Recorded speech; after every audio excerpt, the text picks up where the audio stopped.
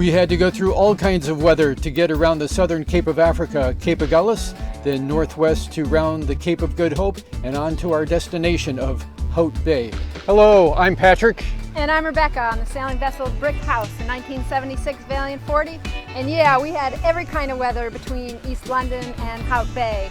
And the way I operate the boat when I'm on deck, it's the way I have developed into doing it. Some people are going to be incredibly offended by what they see. But what I do on the deck of our boat is something that I grew into, developed over the decades. Other cruisers out here really do the same things. These are not techniques that you would learn in basic sailing class or even in offshore sailing class. But it works, and what we do, we don't necessarily say that other people have to do things that way. It's just another option. So if you're greatly offended, great. Leave some comments down below. That always helps the analytics. And also Rebecca, though, she was the champ that got us through on this whole passage because of her weather predicting and navigation. It's all him. Yeah, Predictwind. I'll leave a link down below as well for Predictwind. I wouldn't sail this coast without Predictwind and many other coasts and oceans that we've crossed with it.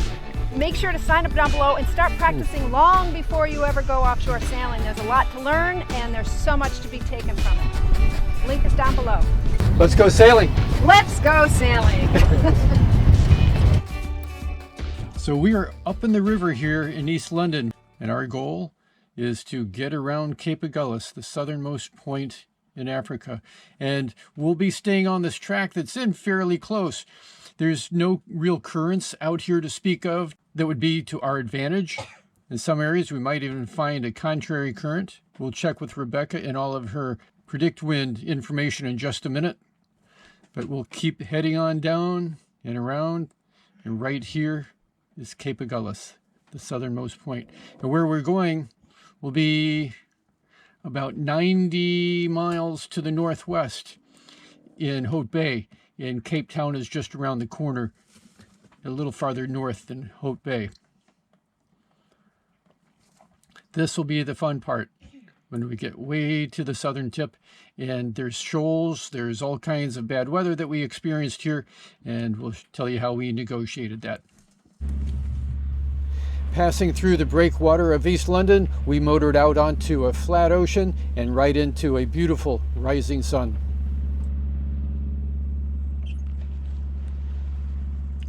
.1 degrees. It was 70 back at East London, 80 in Richards Bay. It's getting cold. We are on a beam reach. The wind is very light, so I want to get the reef out of the mainsail and raise it up all the way. So I always mark the reef lines with magic markers, so when I do set the reef, I'll know just how far in to pull the reef line. I want this reef line to run out with no snags, so I stretch it out and make sure that there's no coils or any way possible that it can catch on anything before I take out the reef bunting and start to raise the sail. The number 1 reef and the number 2 reef has different colors of lines for tying up the foot of the sail.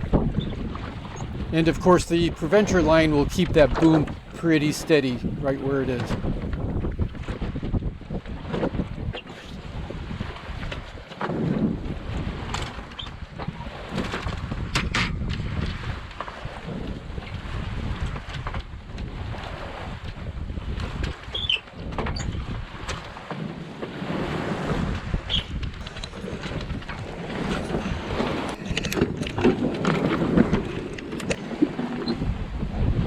Sometimes, depending on how this mainsail comes down and bundles up at the mast, it can be easier to put that first reef point on the port side hook and at other times on the starboard side hook. The 2 reef lines get pulled towards the mast and away from the cockpit. That'll make for far less friction as the sail goes up. And as those 2 reef lines go up through the reef line clew shingles at the aft end of the sail. The reason why I don't have a self-tailing winch on here is because the cheapest one I can find, 2-speed, even used, is $800. So one of these days I'll find a proper winch that has a better cost-benefit ratio.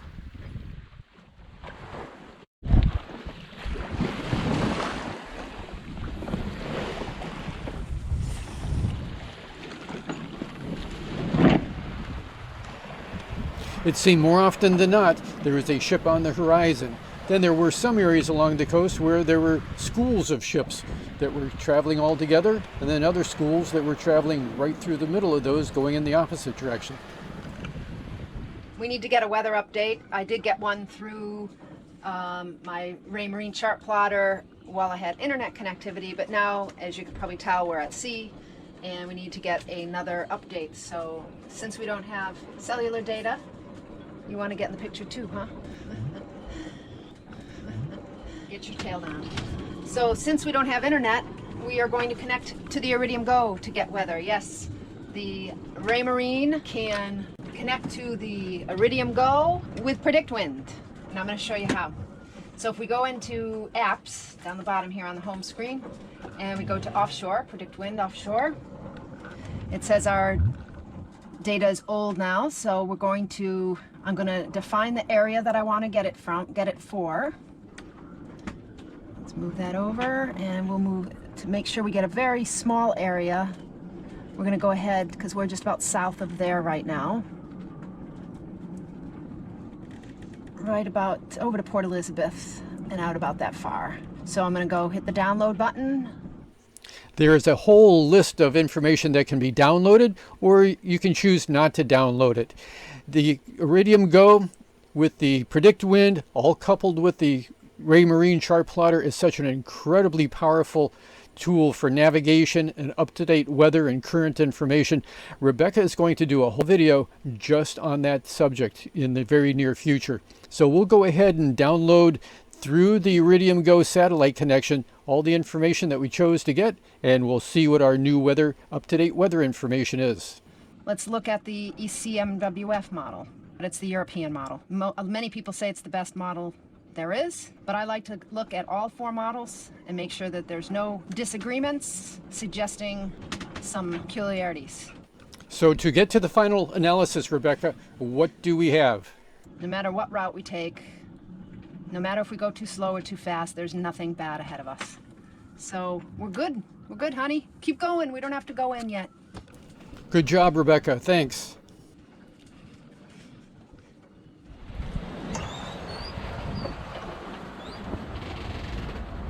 We're doing 7.3, 7.7 knots, which is okay. Yeah, we're in 300 feet of water. So far we have a pretty good weather report. The wind will stay 15 out of the east. So 8 knots. But the problem is the wind is shifting a bit. You can take a look at the monitor here. So it's pointing more off of the quarter. It was on a beam reach, now we're off the quarter. And what that does is blanket the jib. I just rolled that up a little bit because the main's blanketing the jib and snapping it around. Anytime we come around to port a little bit, the jib fills, but when we come back to starboard, it gets blanketed by the main, and then we come back again, and it's a whammo. Look at that. There it goes, and a bang. And it's really hard on the rig and the jib sheets. And we're just torquing around here, so time to get that main down, and then I can go ahead and put the jib all the way out. So we're going to take it down. I'm not going to call Rebecca up here to turn us into the wind. That would be easier though, but we'll take it down and hopefully and I'll be very careful and not to get hung up on the spreaders or anything else on the way down. But what I'll do first, I'll pull in the main sheet and I'll get the boom in as close as I can to center line, and that'll ease any pressure on the sail as it comes down on the rigging. And of course there's a preventer tied to the leeward side of the boom, which will be very tight during this maneuver. We can't afford a jibe. Oh, while we're here, this is the reef. We have one reef in the main sail. So color coded, this is where I pull the reefing line in for reef number 1. We have all the slack out of reef number 2 right now. Well, not quite all of it. Let's see here. There we go. So we don't have a big bundle sitting at the base of the mast or draping off the boom when the sail comes down. This is pulling in the main sheet. Okay, now we'll bring it up on the Traveler.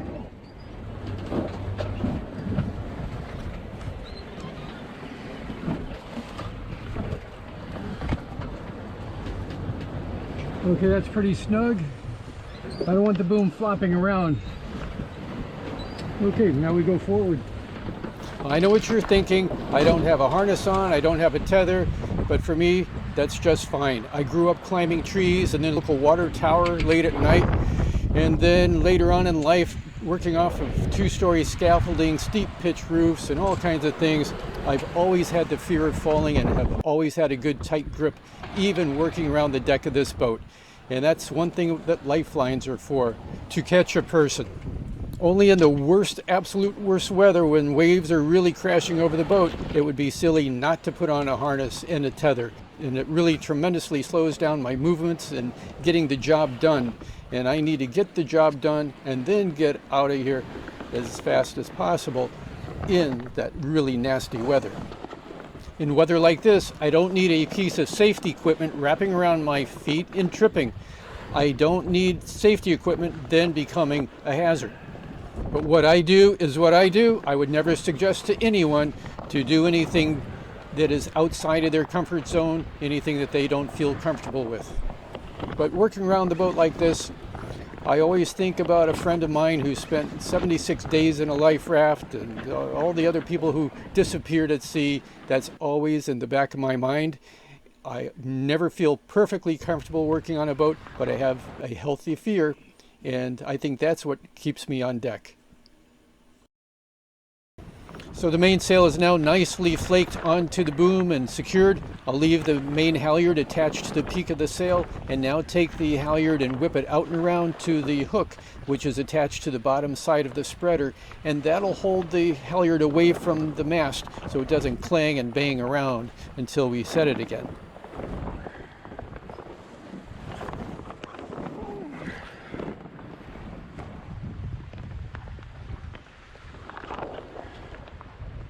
There we go, coming down nice and easy. One piece of safety equipment I can highly suggest is granny bars. Not just butt bars that come up to the height of someone's butt, but must be high enough so there's no way in the world that the person can flip over backwards out of these bars. They should also curl around enough to keep the person from sliding side to side while they're working at the mast. One day we will do a video on all the different granny bars that we have seen and how we decided on this design. Now it's time to set the full Genoa and get this boat moving. So in settled weather, what are your ideas and your thoughts about using harnesses and tethers? I'd like to read your comments down below.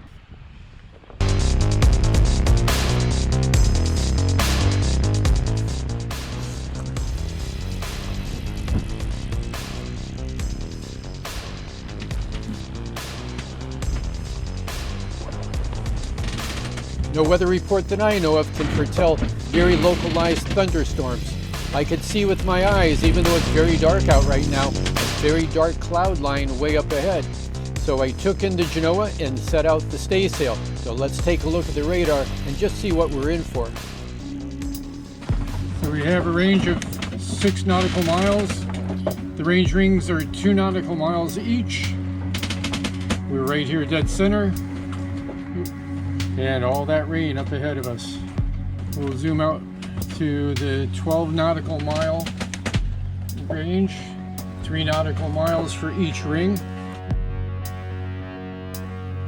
It looks like we have a lot of rain in the way. We're in good shape with just the staysail up. So we're ready for whatever hits us. The red color is the far more intense, far more dense rain showers that we will be going right through the middle of.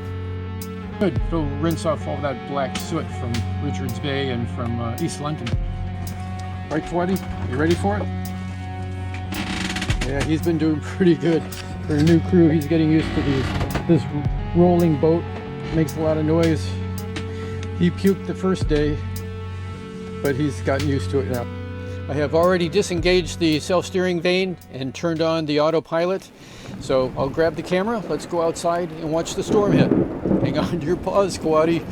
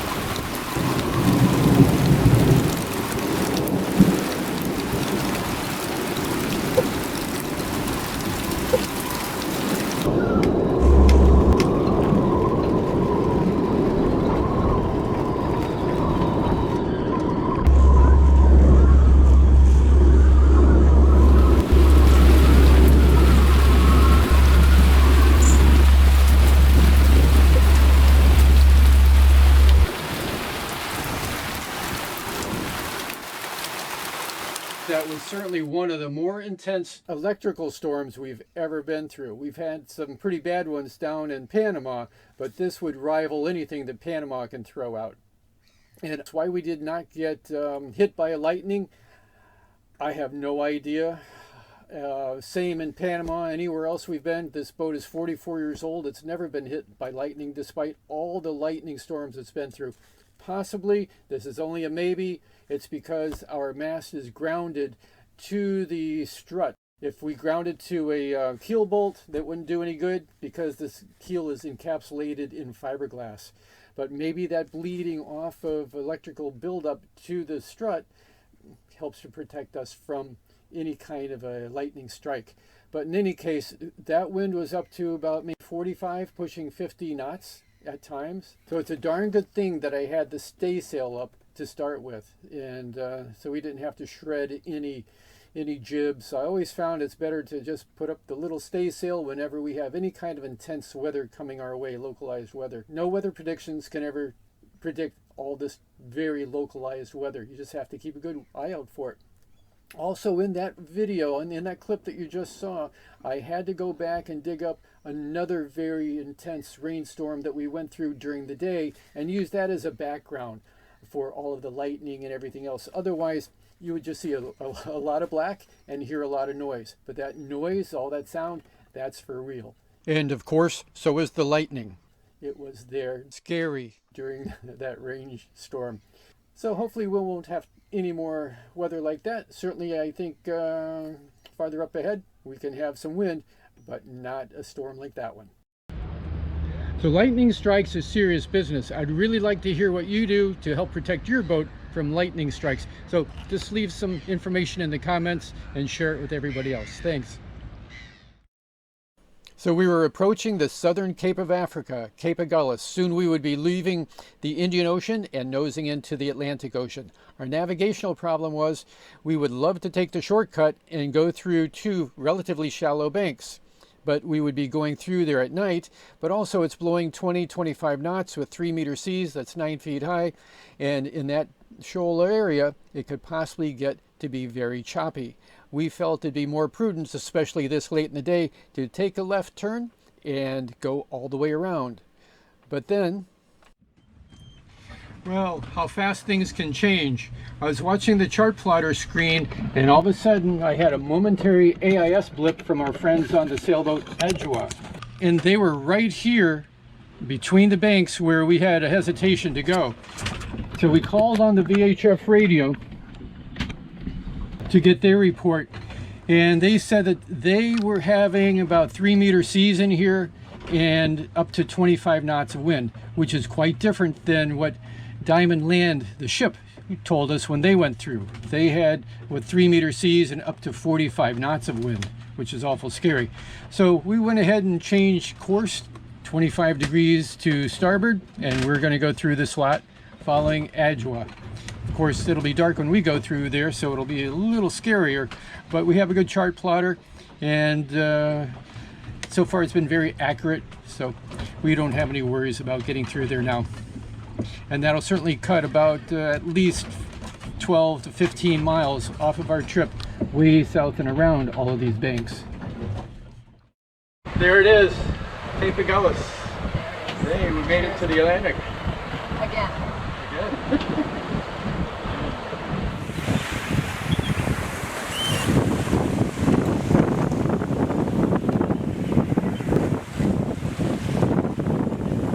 Although our friends just up ahead had a rough time going through this pass. After all. Talking on the radio, the VHF, they said they went through with all their sails up. Maine, staysail, and Genoa. And this wind. They said they should have had a little less up because the rudder came right up out of the water. We had a gust of 30 knots. So here we are. Here's the 12-mile bank and the 6-mile bank. And we are going right through the middle so far for us. The weather has held steady. The wind has been 16 to 20 knots, no big puffs. The waves have been very manageable. A real non-event so far. Once in a while you get lucky. The good winds held steady to shoot us up the 85 nautical miles northwest from Cape Aghullas to round the Cape of Good Hope.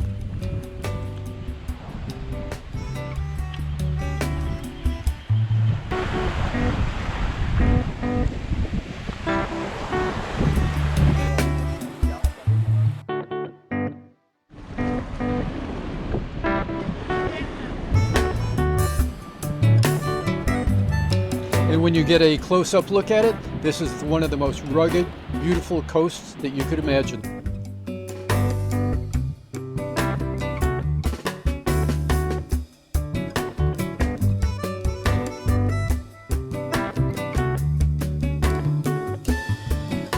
Cape of Good Hope, the most southwestern point of the African continent, but it's fun to stand behind a sign and have your picture taken.